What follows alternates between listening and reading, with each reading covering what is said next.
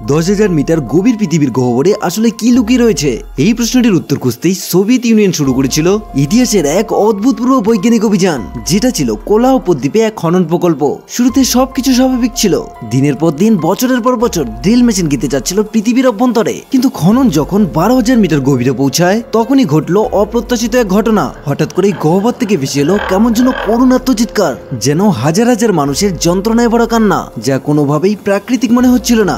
সরকার দ্রুত আদেশ জারি করে 30 বছর ধরে চলা এই প্রকল্প এখানেই বন্ধ করতে হবে। কিন্তু ততক্ষণে ছড়িয়ে পড়েছে এক রহস্যময় আতঙ্ক। কেউ বলছে নরকের দরজায় পৌঁছে গিয়েছে তারা, আবার কেউ বলছে নিচে এমন কিছু ছিল যা কখনোই জাগ্রত হওয়া উচিত ছিল না। এই সিনেমার প্রথম অংশটি সত্য ঘটনা অবিলম্বনে তৈরি, কিন্তু পরের অংশ তা এতটাই অদ্ভুত আর এতটাই রহস্যে ঘেরা, যার আজও কোনো ব্যাখ্যা মিলেনি। তাহলে চলুন আর দেরি না করে ডুব দেই সেই অন্ধকার গহ্বরে, যেখানে বিজ্ঞান থেমে যায় আর শুরু হয় অজানা এক বিভীষিকা। সোভিয়েত ইউনিয়নের একজন এক্সপার্ট, যার নাম ছিল সোফি, হঠাৎ তার একটি ফোন কল আসে। তাকে জানানো হয় কোলা ড্রিলিং প্রজেক্টে কিছু অদ্ভুত ঘটনা ঘটে চলেছে, যেখানে নাকি ড্রিলিং এর অনেক গভীরতা থেকে কিছু অদ্ভুত আওয়াজ শোনা যাচ্ছে এবং 20 জনের বেশি কর্মী নিখোঁজ হয়েছে, যার কারণে সঙ্গে সঙ্গে কাজ বন্ধ করে দেওয়া হয়েছে। আর এখন সরকার চায় সোফি সেখানে যাক আর সেখানকার এই রহস্যের পর্দাফাশ করুক। খবরটা শুনে সোফি এক মুহূর্ত দেরি না করে সরাসরি কোলা দ্বীপের উদ্দেশ্যে রওনা দেয়। কিন্তু হেলিকপ্টার ল্যান্ড করার পরই সে আশপাশের পরিবেশে কিছু অস্বাভাবিক অনুভব করে। চারদিকে সৈন্য মোতায়েন করা রয়েছে, তার মধ্য দিয়ে হঠাৎ এক ক্লান্ত বৈজ্ঞানিক হোঁচট খেতে খেতে তাদের দিকে এগিয়ে আসে। ঠিক তখনই হেলিকপ্টারে থাকা সৈন্যরা কিছু অদ্ভুত অনুভব করে এবং তারা সতর্ক হয়ে ওঠে। আর এর পরের মুহূর্তেই সেই বৈজ্ঞানিক একটা গ্রেনাইড নিয়ে তার নিজের শরীরে বিস্ফোরণ ঘটায়, আর সোফি সহ সবাই সেই বিস্ফোরণের কবলে পড়ে যান। তবে ভাগ্য ভালো থাকে, তারা কেবল কাচের টুকরোর আঘাতেই আহত হন। পরে জানা যায় ওই বৈজ্ঞানিক কোলা প্রজেক্টে কাজ করতেন। সোফি সঙ্গে সঙ্গেই তার দেহ থেকে একটি স্যাম্পল সংগ্রহ করেন। কিন্তু অদ্ভুত ঘটনাটা তখন ঘটে যখন তার সেই সাধারণ মাংসের স্যাম্পল টেস্ট টিউবে দেওয়া মাত্রই হঠাৎ তা সাদা পাউডারে পরিণত হয়ে যায়। এই থেকে সোফির বিশ্বাস আরো শক্ত হয় যে এই ঘটনা কোনো সাধারণ দুর্ঘটনা হতে পারে না, এর পিছনে নিশ্চয়ই কোনো গন্ডগোল রয়েছে। তাই সে কোলা প্রজেক্টে কাজ করা বাকি কর্মচারীদেরও পরীক্ষা করে, তবে তাদের শরীর থেকে কোনো ত্রুটি পাওয়া যায় না। কিন্তু প্রত্যেকের মুখে এক অদ্ভুত আতঙ্ক স্পষ্ট দেখা যায়, যেন তারা সেখানে কোনো ভয়ঙ্কর কিছু জিনিসের সামনাসামনি হয়েছিল।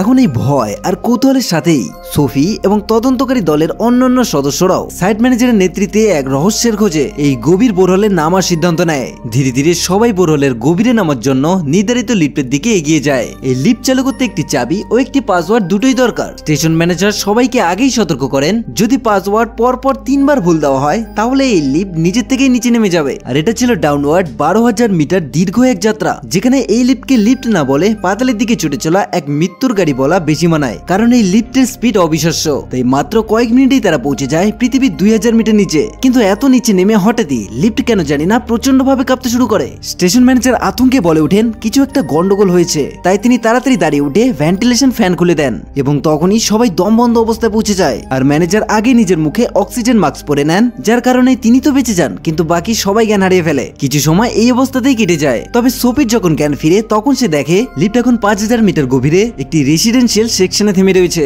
আর স্টেশন ম্যানেজার অনেক আগেই উধাও হয়েছেন আর যাওয়ার সময় লিফটের চাবিটাও নিয়ে চলে গেছেন। তাদের সঙ্গে থাকা একজন সায়েন্টিস্ট যিনি চশমা পরেছিলেন, তিনি জানান যে এখন যদি তাদের 12,000 মিটার নিচে ওয়াকিং জোনে যেতে হয় তাহলে আরেকটি লিফট ধরতে হবে, কারণ ম্যানেজার তাদের এমন অবস্থায় দাঁড় করিয়েছেন তারা চাইলেও যদি তদন্ত এগিয়ে নিয়ে যেতে চান কিংবা ফিরে যেতে চান, যে কোনো অবস্থাতেই প্রথমে ম্যানেজারকে খুঁজে বের করতে হবে এবং তার কাছ থেকে লিফটের চাবি নিতে হবে, তা না হলে নিচে নামা বা ওঠার আর কোনো রাস্তা নেই। তাই সৈন্যরা সঙ্গে সঙ্গে রেসিডেন্সিয়াল এলাকায় তল্লাশি শুরু করে। তারা সেখানে ম্যানেজারকে খুঁজে পাওয়ার বদলে একজন ইঞ্জিনিয়ার এবং এক ফিমেল ডক্টরকে খুঁজে পায়। তাদেরকে দেখে সোফি সন্দেহ হয় যে তারা ইনফেক্টেড নয় তো, তাই সঙ্গে সঙ্গে তাদের স্যাম্পল নিয়ে টেস্ট করা শুরু করে। তবে চিন্তার কোনো কারণ হয় না, কারণ টেস্ট রেজাল্ট নেগেটিভ আসে। সবকিছু স্বাভাবিক থাকায় পরীক্ষার ফলাফলও কোনো অস্বাভাবিক ধরা পড়ে না। এরপর সৈন্যরা স্টেশন ম্যানেজারের খোঁজ চালিয়ে যায়। সোফিও তাদের সঙ্গে যোগ দিতে যাবে, কিন্তু হঠাৎই এক অবাক করা ঘটনা ঘটে। নিজের থেকে স্টেশন ম্যানেজার সোফির সামনে এসে হাজির হন এবং তিনি বলেন বোরহলের ভিতরের অংশ ভয়ানকভাবে বিপজ্জনক, তাই যত তাড়াতাড়ি সম্ভব এখান থেকে বেরিয়ে যেতে হবে। তার কথা শুনে সোফি অবাক হয়ে যায় এবং তার কথায় বিশ্বাস না করে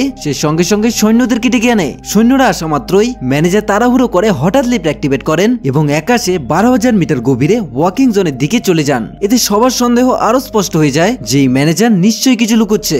সম্ভবত তিনি সেই ব্যক্তি যিনি নিখোঁজ কর্মীদের ফাঁদে ফেলেছেন। এরপর কর্নেল একটি প্রস্তাব দেন, তারা নিজেরাই সৈন্যদের নিয়ে পায়ে হেঁটে নিচে নামবেন যাতে ম্যানেজারকে ধরা যায়। তাই সকল সৈন্যরা হিট প্রুফ স্যুট পরে নেয়, কারণ পৃথিবীর গভীরে যতই নামা যায় তাপমাত্রা ততই বেড়ে যায়। কিন্তু তখনই যখন তারা পায়ে হেঁটে রাস্তায় প্রবেশ করতে যাচ্ছিল, হঠাৎ একটি ভারী দরজা আপনা আপনি খুলে যায় আর ভিতর থেকে সাদা পোশাক পরা একটি নারী বেরিয়ে আসেন। চশমা পড়া সেই সায়েন্টিস্ট জানায় তিনিও এই বোরহোলেই কাজ করতেন, তিনিও একজন কর্মচারী, তবে এনার মানসিক অবস্থা এখন ঠিক নেই। ওনাকে দেখে সোফির অবাক লাগে, এত গভীরে এই প্রচন্ড তাপমাত্রার মাঝে কিভাবে এই নারী জীবিত রয়ে গেলেন। তাই সোফি তার পূর্ণাঙ্গ শরীর পরীক্ষা করার সিদ্ধান্ত নেয়। যখন তার পিঠ থেকে কাপড় সরানো হয় তখন সেই দৃশ্য দেখে সেখানে থাকা সবাই চমকে ওঠে। চোখ বড় বড় করে সবাই তাকিয়ে দেখে সেই নারীর গোটা পিঠ জুড়ে অসংখ্য ফোস্কা, যেগুলিকে দেখতে বিশ্রী আর ভয়ঙ্কর মনে হচ্ছিল। কিন্তু আশ্চর্যের বিষয় হলো তিনি বিন্দুমাত্র যন্ত্রণা অনুভব করছিল না, যেন এই ফোস্কাগুলো তার শরীরের স্বাভাবিক অঙ্গ হয়ে উঠেছে। সোফি খুব সতর্কভাবে তার শরীর থেকে এক টুকরো নমুনা সংগ্রহ করেন। এরপর মাইক্রোস্কোপে পর্যবেক্ষণ করার পর তিনি আবিষ্কার করেন যে এটি পচা কোনো ফলে ধরা এক প্রকারের ছাতা কিংবা ফাঙ্গাস,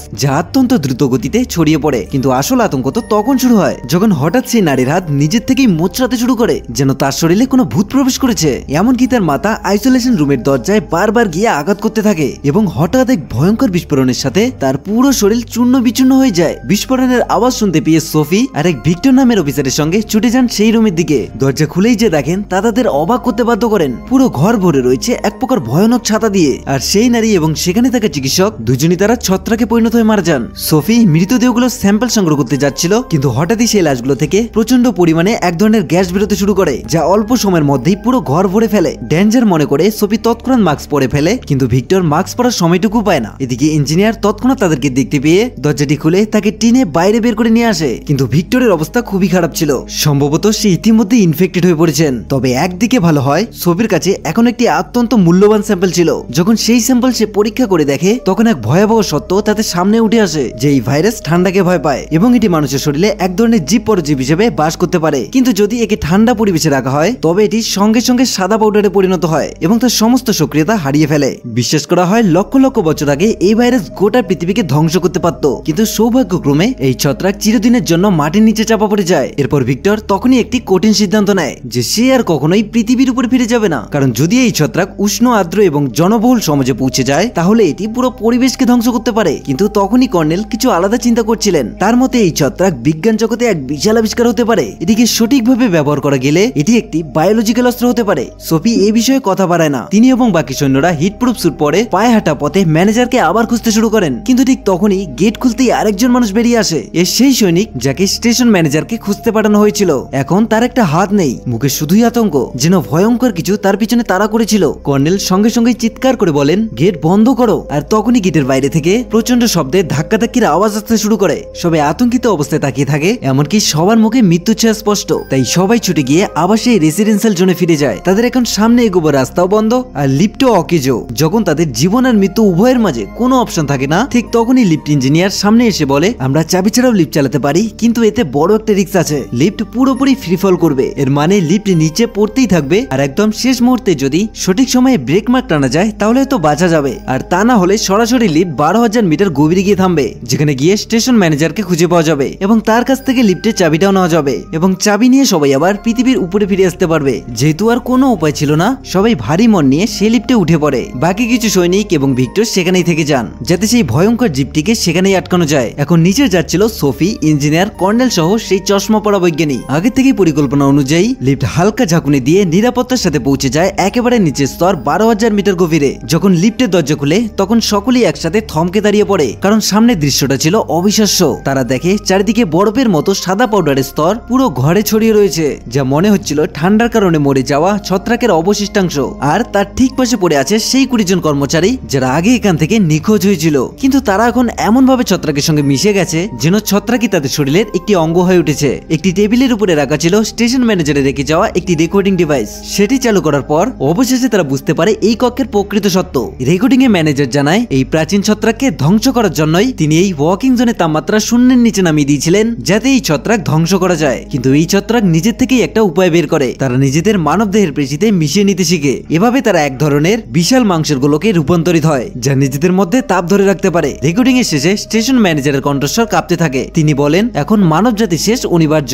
আমি ছত্রাকের বাসায় যাচ্ছি, হয়তো সেখানে আমার মৃত্যু হবে, কেউ আমাকে থামাতে পারবে না। এখন সমস্যা হলো লিফটের চাবি ম্যানেজারের কাছে। তাই সোফি দ্রুত সেফটি স্যুট পরে তাকে বাঁচাতে যেতে চায়, কিন্তু ঠিক তখনই কর্নেল তাকে বাধা দিয়ে বলে, তোমার প্রয়োজন উপরে পৃথিবীর কাছে, তোমার হাতে থাকা স্যাম্পল সেটা অনেক বেশি মূল্যবান। এ বলে সে নিজেই ভয়ঙ্কর সুড়ঙ্গের দিকে পা বাড়িয়ে দেয়। 5 মিনিট কেটে যায়, কিন্তু কর্নেল আর ফিরে আসে না। তাই সোফি আর দেরি না করে সে দ্রুত সেফটি স্যুট পরে বেরিয়ে পড়ে। ভিতরে গিয়ে তীব্র উষ্ণ হাওয়ার ধাক্কা প্রায় প্রায় তাকে ফেলে দেয়, কিন্তু নিজেকে সামলে নিয়ে সে একটু একটু করে এগোতে থাকে। একটু পরেই সে দেখে কর্নেল মাটিতে পড়ে আছে এবং তার হাতের মুঠে রয়েছে লিফটের চাবি। কিন্তু সোফি লিফটের চাবি হাতে তুলে নিতেই তার চোখে পড়ে লাল রঙের ছত্রাকের দেওয়াল, যা নিশ্চয়ই ছত্রাকের বাসা। সোফি আরেকটু সাহস একাকৃত করে কোনো মতে সেখান থেকে পালিয়ে আবার ওয়াকিং জোনে ফিরে আসে। এরপর ইঞ্জিনিয়ার তার ক্ষত ড্রেসিং করতে থাকে, কিন্তু ঠিক সেই সময় চশমা পড়া সায়েন্টিস্ট হঠাৎ করে বন্দুক বের করে এবং ইঞ্জিনিয়ারের পায়ে গুলি করে। এরপর সে সোফির দিকে চোখে চোখ তাকিয়ে বলে, এখনই চাবি দাও। আসলে এই সায়েন্টিস্ট চেয়েছিল তিনি বৈজ্ঞানিক জগতে নাম অর্জন করবে। সে ছত্রাকগুলোকে পৃথিবীর উপরে নিয়ে আসতে চেয়েছিল,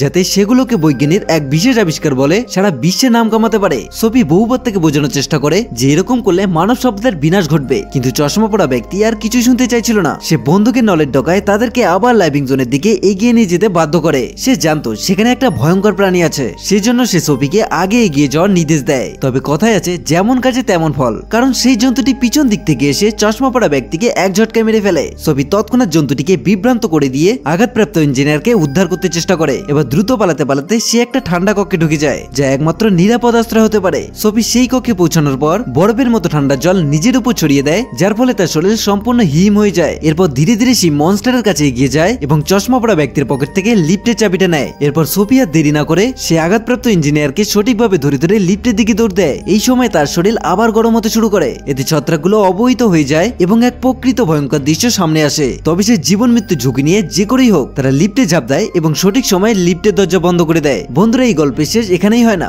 বরং আসে একটা বড় টুইস্ট। লিফট এখন উপরের দিকে যাচ্ছিল, ঠিক তখনই হঠাৎ কিছু একটা শব্দ শুনে সোফি থমকে উঠে দেখে। আসলে সেটা ছিল ভিক্টরের কণ্ঠ, যা আগেই ছত্রাকের দ্বারা ইনফেক্টেড হয়েছিল।